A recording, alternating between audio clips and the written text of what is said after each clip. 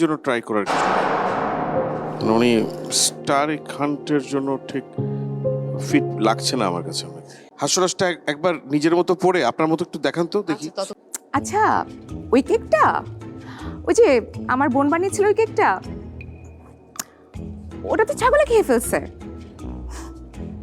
হ্যাঁ, ওটা ছাগলে খেয়ে ফেলছে, একদম গাপস গাপস করে খেয়ে ফেলছে।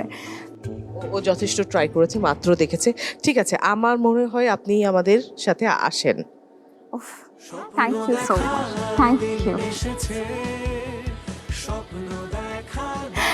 You, thank you so much. So finally আমি স্টার কার্ডটাও পেয়ে যাই আলহামদুলিল্লাহ, অ্যান্ড দেন আমার নতুন জার্নি স্টার্ট হয় নতুনভাবে। তোমার সাহস কি করে হয় আমাকে এভাবে অপমান করার? আমি তোমার জন্য কি না করেছি? এতটা বছর ধরে, এতটা রাত, নিজের স্বপ্নকে বিসর্জন দিয়ে আমি তোমাকে সময় দিয়েছি। নেক্সট টাইম, এবার আর হলো না। আমার কি সত্যি কোনো মূল্য নেই? সত্যি কোনো মূল্য নেই? মা বলেছে সব ঠিক হয়ে যাবে, কিন্তু মা কি জানে যে আমার মনের ভিতর কেমন, কতটা বাঁকা? ভাইয়া আমি বুঝতে পারছি আপনার আরো অনেক শিখতে হবে যদি এই প্ল্যাটফর্মে কাজ করতে হয়। কষ্ট করেছেন অনেকক্ষণ, বাট অ্যাক্টিংটা হচ্ছে না ভাইয়া। অ্যাপ্লাই করার 1 বা 2 দিন পরে মেবি আমাকে একটা কল দেওয়া হলো। তো কল রিসিভ করলাম, তো বলা হলো আপনি দীপ্ত স্টার হান্টে যেই রেজিস্ট্রেশন করেছেন আপনাকে সিলেক্ট করা হয়েছে। সো ডেট জানিয়ে দেওয়া হলো যে সকাল 9টার ভিতরে থাকতে হবে দীপ্ত গেটে। তো আমি মোটামুটি যথাসময় দীপ্তর গেটে চলে আসি 9টা 9:15 দিকে।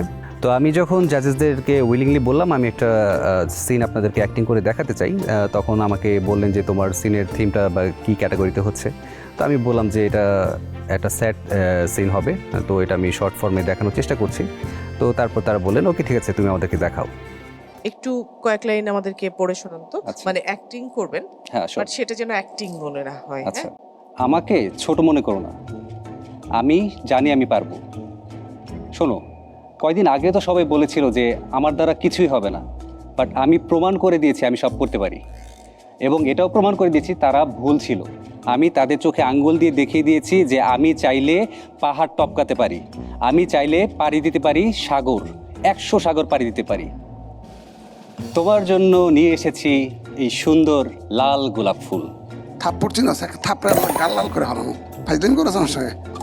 কেন, কি করলাম?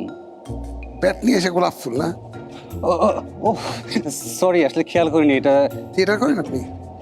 থিয়েটার স্কুলিং করা হয়েছে আমার লিয়াকত আলী মিন্টু স্যারের কাছে। সিনেমা একজন দেখা হয় অভিনেতা হিসেবে নিজেকে তৈরি করার জন্য আপনি কি নিয়মিত চর্চা করেন?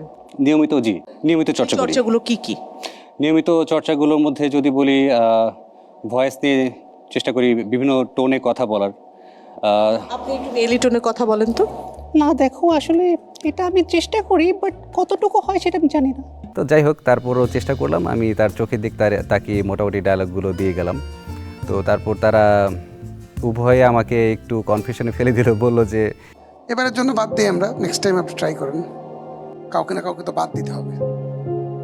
Thank you. হ্যাঁ, আচ্ছা ঠিক আছে, আসসালামু আলাইকুম।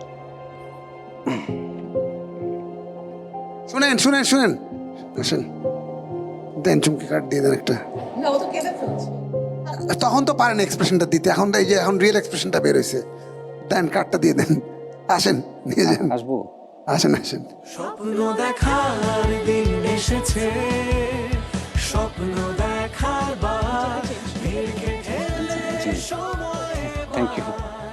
তো এখন আমাদের এই যাত্রা তো মাত্র শুরু। এটা যদি বলি পুরো যাত্রা 20 বা 30% আমরা মাত্র আসলাম। এখন সামনে যেটা শুনছি আমাদের মূল যে জাজেসরা, তারেক আনাম স্যার, শিয়াব শাহিন স্যার, তারপর মিথি